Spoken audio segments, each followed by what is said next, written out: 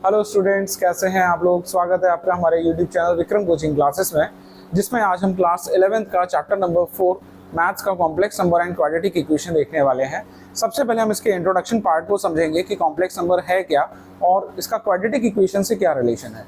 तो class 10th में आपने क्वाड्रेटिक इक्वेशंस पढ़ी थी और क्वाड्रेटिक इक्वेशंस में आपने डिस्क्रिमिनेंट का वैल्यू फाइंड करना सीखा था और डी जो होता है that is B square minus 4ac करके हम क्या करते थे, उसको फाइंड करते थे। तो मान लेते हैं हमारी एक जनरल इक्वेशन है ax square plus bx plus c, ये हमारी एक क्वाड्रेटिक इक्वेशन है। इसका हमें क्या करते हैं, सबसे पहले रूट फाइंड करते हैं और रूट फाइंड करने के लिए नेचर ऑफ द रूट पता करते हैं। तो हम d फाइंड करेंगे, d का वैल्यू होता है that is B square minus 4ac। इस d का वैल्यू अगर हमारा ग्रेटर देन 0 आता था और क्या आ सकता है, इक्वल टू 0 आ सकता है और आ सकता है लेस देन 0। अगर ग्रेटर देन 0 की हम बात करेंगे, यहाँ पे तो रूट्स आते हैं हमारे, रियल रूट्स आएंगे एंड यूनिक आएंगे, रियल एंड डिस्टिंक्ट रूट आएंगे। यही इक्वल टू 0 की बात करेंगे तो रियल आएंगे एंड इक्वल आएंगे। और अगर नेगेटिव की बात करेंगे, लेस देन 0 की बात करेंगे, तो यहाँ पर हम इसको इमेजिनरी शो कर देते थे that the roots are imaginary, और इसको क्वेश्चन को यहीं पर छोड़ दिया करते थे क्योंकि हमारा जो डी वैल्यू जो होता था लेस देन 0 आता। अब डी लेस देन 0 का मतलब क्या है कि हम जो वैल्यू फाइंड करते थे that is x is equal to, formula हमारा होता था that is minus B plus minus under root of D upon 2a। तो यहाँ पर ये जो d है, इस d का वैल्यू नेगेटिव आ रहा है, इसका मतलब क्या हुआ कि रूट के अंदर वैल्यू हमारी कैसी आ रही है, नेगेटिव आ रही है। रूट के अंदर नेगेटिव वैल्यू है, इसका मतलब हम क्या करते थे, इसको इमेजिनरी बोलकर छोड़ देते थे। याद है आपको, इमेजिनरी रूट्स बोलकर इसको छोड़ देते थे। अब फाइनली यहाँ पर हमें 11th में इसे सीखना है कि ये इमेजिनरी रूट्स होते क्या हैं। तो यहाँ पर इंट्रोडक्शन आता है आपका कॉम्प्लेक्स नंबर का, जिसमें कॉम्प्लेक्स नंबर में हम कंसिडर करते हैं, मान लेते हैं हमारा कॉम्प्लेक्स नंबर एक है z, मान लेते हैं z1 है एक हमारा, that is a plus iota b। अब आप बोलेंगे कि ये आयोटा क्या है, तो आयोटा का इंट्रोडक्शन वहीं से आता है। इस रूट ऑफ माइनस डी, इसको मैं लिख सकता हूँ under root of -1 into under root of D लिख सकता हूँ। एंड ये जो अंडर रूट ऑफ -1 है, इसी को हम आयोटा बोलते हैं, आयोटा रिप्रेजेंट करते हैं स्मॉल आई से। सो ये जो वैल्यू है ये बताता है आयोटा का वैल्यू, एंड आई फॉर होता है इमेजिनरी। क्लियर। सो यहाँ पर हम कॉम्प्लेक्स नंबर एक लिया हमने that is z1 is equal to a plus iota b। And यहाँ पर आप देखेंगे कि आपका a और b ये दोनों ही हमारे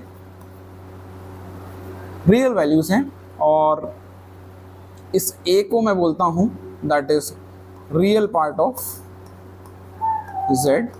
ये जो है इस कॉम्प्लेक्स नंबर का रियल पार्ट है, और इमेजिनरी पार्ट की अगर बात करूं z का, तो वो हो जाएगा हमारा b। So this is real part plus imaginary part, तो इन दोनों को मिलाकर बनता है हमारा कॉम्प्लेक्स नंबर z, जिसको हम z से रिप्रेजेंट करते हैं। अब यहाँ पर हम सबसे पहली चीज देखेंगे कि इक्वालिटी।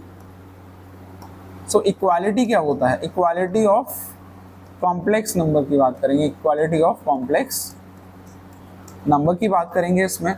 तो मान लेते हैं हमारे दो कॉम्प्लेक्स नंबर, एक z1 z2 के बराबर है। सो z1 को हमने लिया था a प्लस आयोटा b, और z2 को हम ले लेते हैं c प्लस आयोटा d। अब अगर ये दोनों कॉम्प्लेक्स नंबर हमारे इक्वल है, तो मैं क्या करूंगा, रियल पार्ट को रियल पार्ट के साथ कंपेयर करूंगा और इमेजिनरी पार्ट को इमेजिनरी पार्ट के साथ कंपेयर करूंगा। सो यहाँ से a का वैल्यू जो है वो c आ जाएगा एंड b का वैल्यू जो है वो d के बराबर आ जाएगा। तो ये बता रहा है कॉम्प्लेक्स नंबर इक्वल है तो रियल पार्ट के साथ इक्वल होगा एंड इमेजिनरी पार्ट हमारा इमेजिनरी पार्ट के साथ इक्वल होगा। तो आपको समझ आया कि कॉम्प्लेक्स नंबर है क्या, इसका कॉन्सेप्ट कहाँ से आया है। आगे फर्दर देखते हैं इसके इंट्रोडक्शन पार्ट में। पावर ऑफ आई को समझेंगे, पावर ऑफ आयोटा को समझेंगे, पावर ऑफ इमेजिनरी पार्ट को समझेंगे। तो आई रिप्रेजेंट करता है हमारा, सबसे पहली चीज जो आई जो है वो रिप्रेजेंट करता है हमारा अंडर रूट ऑफ -1 का वैल्यू को। अगर मैं दोनों तरफ स्क्वायरिंग कर दूं तो ये आ जाएगा iota square is equal to under root of -1 का स्क्वायर। तो स्क्वायर करेंगे तो रूट हट जाएगा तो वैल्यू आ जाएगा -1। सो यहाँ से हमारी फर्स्ट वैल्यू आ चुकी है, सेकेंड वैल्यू हमारी आ चुकी है दैट इज आयोटा स्क्वायर का वैल्यू होता है -1। यहीं पर हम क्या करेंगे, आयोटा का भी यहाँ पर हम अगर स्क्वायर कर दें इसका भी, तो this is iota power 4 which is equal to -1 into -1 which is equal to +1। So iota power 4 का वैल्यू जो हो जाएगा दैट इज 1 हो जाएगा। सो आइटा आ गया, आइटा स्क्वायर आ गया, आइटा पावर 4 आ गया। आइटा क्यूब की अगर हम बात करेंगे, सो आइटा क्यूब को मैं लिख सकता हूँ that is iota square into iota, and iota का स्क्वायर का वैल्यू होता है -1 into iota. So this is iota cube is equal to minus of iota. यहीं पर देखें आइटा का वैल्यू हमारा आया था √-1, आइटा स्क्वायर का वैल्यू आया -1, आइटा क्यूब का वैल्यू आया माइनस आइटा, और आइटा पावर 4 का वैल्यू आता है 1। अब यहाँ पर कोई भी नंबर जैसे मुझे दे रखा है दैट इज आइटा का पावर 45 दे रखा है मान लेते हैं, तो आइटा पावर 45 को मुझे सॉल्व करने के लिए इन सबको अलग अलग पार्ट में स्क्वायर की फॉर्म में तो लिखने की ज़रूरत है नहीं, बट हम जानते हैं कि आइटा पावर 4 का वैल्यू 1 होता है। तो क्या करेंगे, इस आइटा की पावर 45 को 4 से डिवाइड करेंगे, और 4 से डिवाइड करने पर हमें जो मिलेगी वैल्यू दैट इज़ 11 टाइम्स ये कैंसिल आउट, 11 टाइम्स ये चला जाएगा और रह जाएगा रिमाइंडर मेरा iota power 1।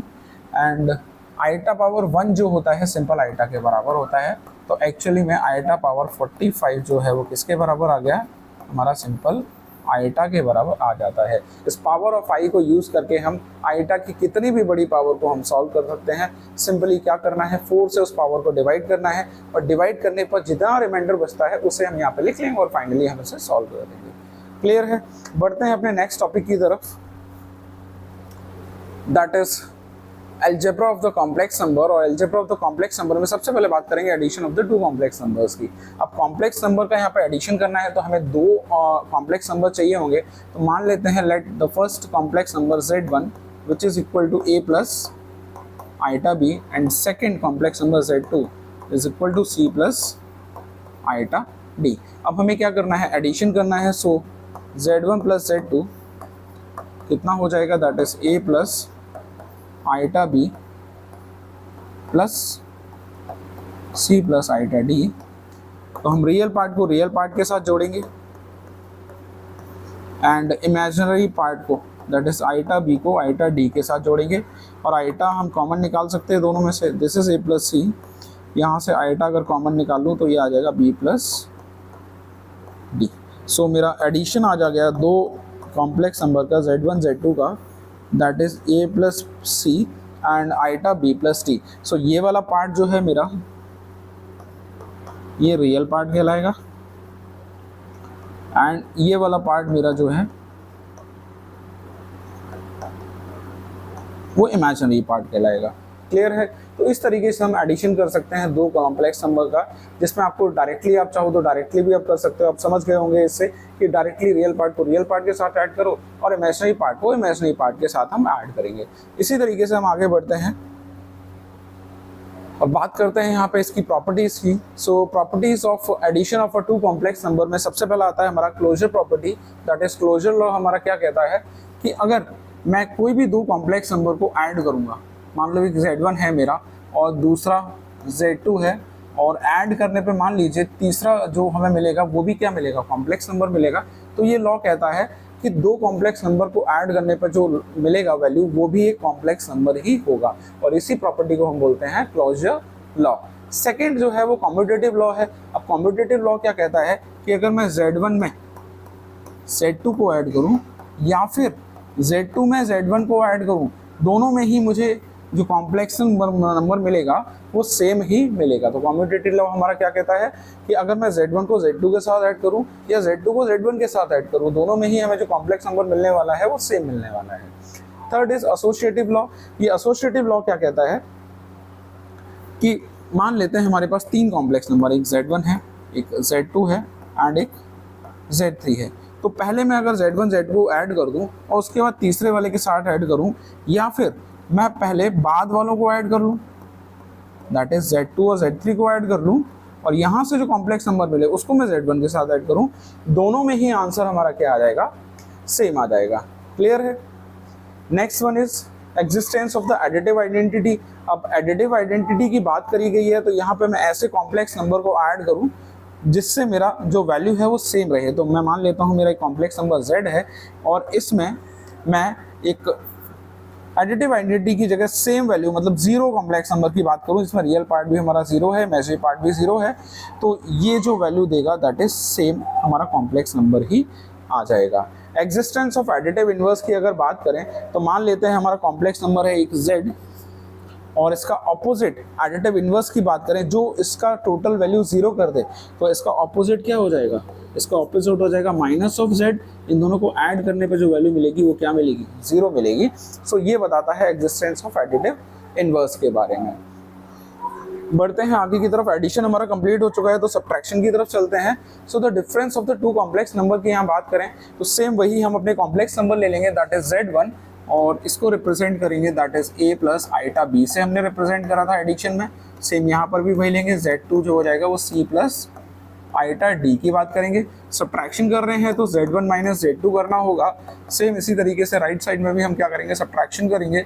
So a plus iota b का subtraction c plus iota d के साथ करेंगे, ब्रैकेट्स ओपन करेंगे। So this is a plus iota b minus c, और ये नेगेटिव हो जाएगा that is minus iota d। अब रियल पार्ट को रियल पार्ट के साथ सेपरेट कर लेंगे। So this is a minus c, and यहाँ पर अगर आइटा हम कॉमन निकाल लेते हैं तो ये आ जाएगा b माइनस d। तो फाइनली हमारा z1 माइनस z2 का जो वैल्यू आ गया वो ये वैल्यू आया है, जिसमें रियल पार्ट की अगर हम बात करें, real part of z1 minus z2 ये आ गया हमारा a माइनस c, और वहीं इमेजिनरी पार्ट की अगर हम बात करें that is z1 minus z2 जो हमें कॉम्प्लेक्स नंबर मिला है ये आ जाएगा हमारा b माइनस d। तो इसी तरीके जैसे हमने एडिशन करा था उसी तरीके से हमने यहाँ पर सब्ट्रैक्शन को भी शो कर दिया है। आगे की तरफ बढ़ते हैं अपने पार्ट में, जिसमें अब आएगा हमारा operation multiplication of the two complex number. So complex number का अब यहाँ पर क्या करना है, हमें मल्टीप्लिकेशन करना है। तो सेम हम फिर से वही ले लेते हैं, z1 हमारा कॉम्प्लेक्स नंबर है that is a plus iota b, and z2 हमारा दूसरा कॉम्प्लेक्स नंबर है that is c plus iota d। ये हमारे दो कॉम्प्लेक्स नंबर हैं, इनका हमें क्या करना है, मल्टीप्लिकेशन करना है। So this is z1 into z2 अगर मैं फाइंड करता हूँ तो क्या करना होगा, a प्लस आइटा b को हम c प्लस आइटा d के साथ मल्टीप्लाई करेंगे। तो नॉर्मल मल्टीप्लिकेशन करते हैं ब्रैकेट्स का। So a into c is ac, and a into iota d is iota ad। फिर इस वाले पार्ट का करेंगे, सो आइटा bc, एंड इसका इसके साथ करेंगे तो iota into iota is iota square, and this is b into d। तो नेक्स्ट स्टेप में क्या हो जाएगा, ये हो जाएगा हमारा ac। इन दोनों में से आइटा अगर मैं कॉमन निकालूं तो ये आ जाएगा ad plus bc। Iota square का वैल्यू होता है -1, so -1 into bd is minus bd, और रियल पार्ट को अब मैं अलग कर लेता हूं तो ये आ जाएगा ac minus bd, and imaginary part की अगर हम बात करें तो इमेजिनरी पार्ट हो जाएगा हमारा ad प्लस bc। सो ये आता है multiplication of two complex number, जिसमें रियल पार्ट की अगर हम बात करें, real part of z1 z2 is ac minus bd, and imaginary part की अगर हम बात करें z1 z2 का जो हमें कॉम्प्लेक्स नंबर मल्टीप्लाई करने पर मिला है that is ad plus bc। Clear है यहाँ तक? कोई दिक्कत, कोई प्रॉब्लम हो तो क्या करा इसमें हमने, कंप्लीट मल्टीप्लिकेशन करा तो कॉम्प्लेक्स नंबर का, और सिंपल जैसे मल्टीप्लिकेशन करते हैं वैसे ही करा। लास्ट में हमने आइटा स्क्वायर का वैल्यू माइनस पुट करके रियल पार्ट को अलग कर दिया, इमेजिनरी पार्ट को अलग कर दिया। ये हमारा आ गया multiplication of two complex numbers. Next अब इसकी प्रॉपर्टीज के बारे में देख लेते हैं। तो सबसे पहली प्रॉपर्टी वही है क्लोजर लॉ, कि अगर मैं दो कॉम्प्लेक्स नंबर को मल्टीप्लाई करूँ, दैट इज z1 को मैंने अभी z2 के साथ मल्टीप्लाई करा तो आपने देखा कि मुझे क्या मिला, एक नया कॉम्प्लेक्स नंबर मिल गया। तो कॉम्प्लेक्स नंबर को कॉम्प्लेक्स नंबर से मल्टीप्लाई करने पर हमेशा मुझे कॉम्प्लेक्स नंबर ही मिलेगा, और ये बताता है क्लोजर लॉ को। कम्यूटेटिव लॉ की बात करें तो मैं z1 का z2 में मल्टीप्लाई करूं या फिर z2 का z1 में मल्टीप्लाई करूं, दोनों में आंसर हमें सेम ही मिलने वाला है, क्योंकि कॉम्प्लेक्स नंबर को कॉम्प्लेक्स नंबर से मल्टीप्लिकेशन पर कम्यूटेटिव लॉ हमारा फॉलो होता है। एसोसिएटिव लॉ की बात करेंगे यहाँ पे। सो एसोसिएटिव लॉ में क्या करना है कि मेरे पास तीन कॉम्प्लेक्स नंबर है, मान लेते हैं एक z1 है, दूसरा z2 है, एंड तीसरा z3 है। तो क्या करेंगे, या तो पहले इन दोनों का मल्टीप्लिकेशन करके जो कॉम्प्लेक्स नंबर है मेरे उसका इसके साथ मल्टीप्लाई करूं, या फिर मैं क्या करूं, z1 का मल्टीप्लाई करूं z2 z3 के साथ। मतलब Z2 Z3 को पहले मल्टीप्लाई कर लूँ, जो मिले उसका Z1 के साथ कर लो। तो एसोसिएटिव लॉ भी हमारे यहाँ पे फॉलो करता है, हमें सेम ही वैल्यू यहाँ पे मिलने वाली है। एग्जिस्टेंस ऑफ मल्टीप्लिकेटिव आइडेंटिटी की अगर हम बात करें तो कॉम्प्लेक्स नंबर को हम एक ऐसे वैल्यू के साथ मल्टीप्लाई करेंगे जिसमें मेरा सेम कॉम्प्लेक्स नंबर मिलेगा, तो वो वैल्यू हो जाएगा मेरा 1, जिसमें हम रिप्रेजेंट कर सकते हैं इसको 1 + 0 आइटा की फॉर्म में, और इसका मल्टीप्लिकेशन जब इसके करूँगा तो मेरा सेम कॉम्प्लेक्स नंबर z ही मिल जाएगा। एग्जिस्टेंस ऑफ मल्टीप्लिकेटिव इन्वर्स की अगर हम बात करते हैं यहाँ पे, तो कॉम्प्लेक्स नंबर को उसी के रेसिप्रोकल या उसी के इन्वर्स के साथ मल्टीप्लाई करेंगे तो वैल्यू हमें क्या मिलेगी, हमेशा 1 मिलेगी। डिस्ट्रीब्यूटिव लॉ को यहाँ पे देखते हैं, तो डिस्ट्रीब्यूटिव लॉ में हम क्या करेंगे, मान लेते हैं कॉम्प्लेक्स नंबर मेरा Z1 है, जिसको मुझे Z2 + Z3 के साथ मल्टीप्लाई करना है। तो इसको क्या करूँगा, वैल्यू को डिस्ट्रीब्यूट कर दूंगा, दैट इज Z1 को पहले Z2 के साथ मल्टीप्लाई करूँगा, फिर Z1 को Z3 के साथ मल्टीप्लाई करूँगा, और फिर दोनों कॉम्प्लेक्स नंबर को यहाँ पे क्या कर देंगे, हम दोनों को यहाँ पर ऐड करेंगे, तो वैल्यू दोनों तरफ ही सेम आने वाली है। ये प्रॉपर्टीज़ थी हमारी मल्टीप्लिकेशन की।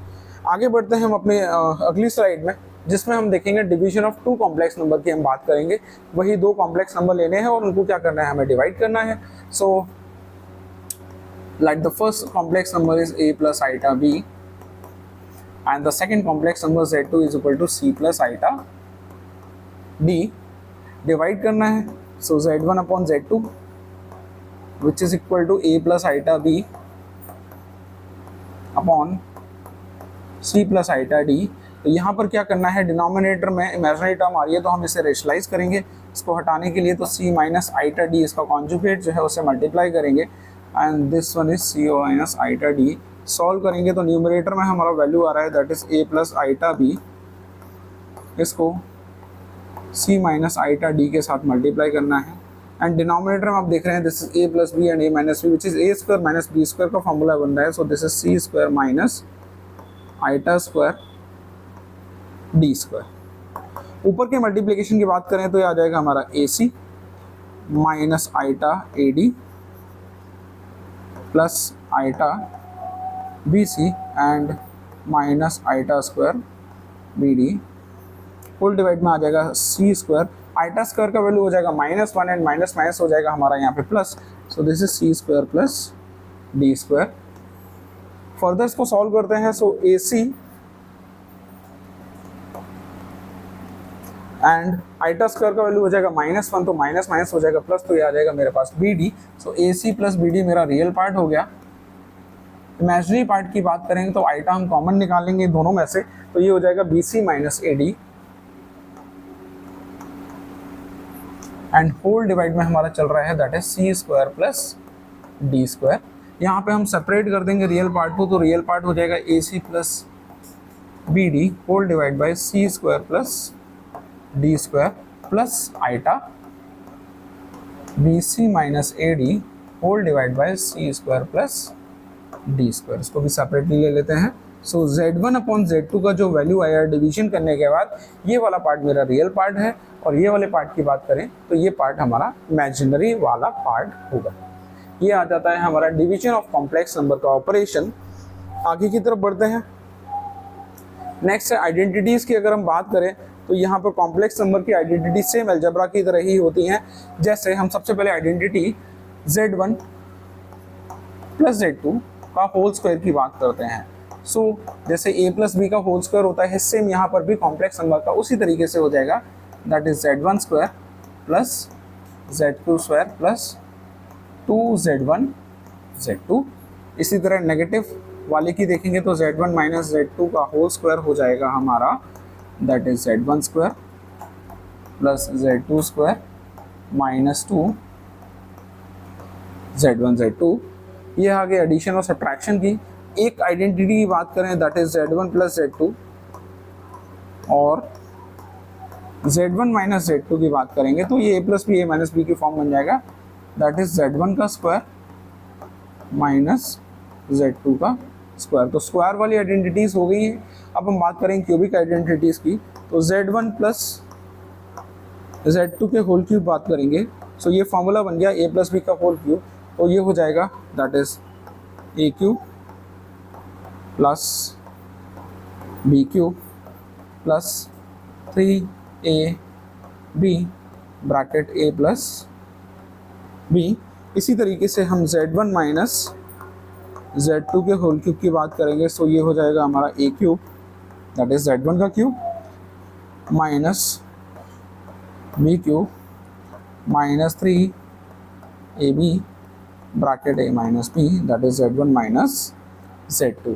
तो ये हमारी आइडेंटिटीज हैं कॉम्प्लेक्स नंबर की। अगर ट्राइनोमियल 3 की अगर हम बात करें, that is Z1 Z2 Z3 के होल स्क्वायर की बात करेंगे, तो ये भी हमारा सेम उसी तरीके से हो जाएगा, that is Z1 square plus Z2 square plus Z3 square plus 2 Z1 Z2 plus 2 Z2 Z3 plus 2 Z3 Z1। तो ये फाइनल हमारी आइडेंटिटीज जो है कॉम्प्लेक्स नंबर की आ जाती हैं, सेम है बिल्कुल हमारे अलजेब्रा वाली आइडेंटिटीज की जैसी। आगे बढ़ते हैं, the modulus and conjugate of a complex number की यहाँ पे हम बात करेंगे। सो मॉड्यूलस की बात करेंगे सबसे पहले। तो मॉड्यूलस में क्या करना है, हमें कॉम्प्लेक्स नंबर अगर हमें दे रखा है z equal to a plus iota b, जिसमें a हमारा रियल पार्ट है, this is real part of z, and b जो है हमारा वो इमेजिनरी पार्ट ऑफ z है। तो सबसे पहले मॉड्यूलस की बात करेंगे। तो मॉड्यूलस में आपको क्या करना है, मॉड्यूलस में हमें क्या करना है, इस z का मॉड वैल्यू निकालना है। और z का मॉड वैल्यू क्या होता है एक्चुअल में, that is under root of a square plus b square. So a square plus b square क्या है, रियल पार्ट का स्क्वायर प्लस इमेजिनरी पार्ट के स्क्वायर की हम बात करेंगे। कॉन्जुगेट की बात करेंगे यहाँ पे। सो कॉन्जुगेट क्या होता है, कॉन्जुगेट में हमें क्या करना है, जैसे मान लेते हैं कॉम्प्लेक्स नंबर हमारा z equal to a plus iota b दे रखा है, तो कॉन्जुगेट जो इसका निकालेंगे उसको बार से रिप्रेजेंट करेंगे।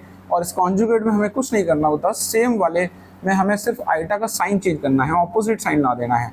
So a plus iota b का कॉन्जुगेट हो जाएगा a माइनस आइटा b। बस इतना सा पार्ट आपको समझना है कॉन्जुगेट में होता क्या है। क्लियर है, मॉडुलस एंड कॉन्जुगेट आपको समझ आ गया। आगे की तरफ देखते हैं, कुछ रिजल्ट है यहाँ पे जो शो किए हुए हैं। जैसे फर्स्ट रिजल्ट की हम बात करें, तो अगर मुझे मॉड फाइंड करना है, मॉड्यूलस फाइंड करना है product of the two complex number, that is Z1 Z2, तो उसको सेपरेटली मैं भी अलग कर सकता हूँ, दैट इज Z1 का पहले निकाल लूँ, Z2 का निकाल लूँ, दोनों को मल्टीप्लाई कर दूँ तो सेम ही आएगा। सेकंड वाले की अगर रिजल्ट की बात करें तो मुझे डिवीजन में क्या करना है, मॉड निकालना है, तो पूरे का जो मॉड है डिवीजन का वो सेपरेट कर सकता हूँ, जिसमें Z1 का मॉड अलग होगा, Z2 का मॉड अलग होगा, और दोनों का वैल्यू को डिवाइड करूंगा तो सेम आ जाएगा। बस इसमें यही एक कंडीशन है कि Z2 जो है वो हमारा जीरो नहीं होना चाहिए, क्योंकि अगर जीरो हो गया तो डिनोमिनेटर में वैल्यू जीरो क्या कर देती है, उस वैल्यू को इनफाइनाइट कर देती है। नेक्स्ट थर्ड वाले पॉइंट की बात करें तो दो प्रोडक्ट है मेरे पास Z1 Z2, इसका कॉन्जुगेट अगर मुझे लेना है, पूरे का कॉन्जुगेट लूँ या फिर अलग अलग कॉन्जुगेट लेके मैं मल्टीप्लाई करूँ, बात एक ही है। यहाँ पर सेम है एडिशन और सब्ट्रैक्शन का, कि एडिशन होगा तो सब्ट्रैक्शन हो जाएगा, सब्ट्रैक्शन होगा तो एडिशन हो जाएगा। कॉन्जुगेट अगर मैं क्या करना है, सेपरेटली मैं अलग कर दूंगा। क्लियर है। लास्ट वाले की बात करें तो डिवीजन वाले का अगर कॉन्जुगेट लेना है तो सेपरेटली Z1 का अलग ले लूंगा और Z2 का यहाँ पर अलग ले लूंगा। क्लियर। तो ये था बेसिक कॉन्सेप्ट आपका कॉम्प्लेक्स नंबर का, क्वाड्रेटिक इक्वेशंस का। नेक्स्ट वीडियो में हम इसकी एक्सरसाइज को करेंगे, तब तक आप इस वीडियो को एक बार दोबारा से देखिए, कॉम्प्लेक्स नंबर का जो कॉन्सेप्ट है उसको समझिए। अगर आपको कॉन्सेप्ट समझ आ गया तो फिर क्वेश्चन करने में आपको दिक्कत नहीं आएगी। मिलते हैं अगले वीडियो में।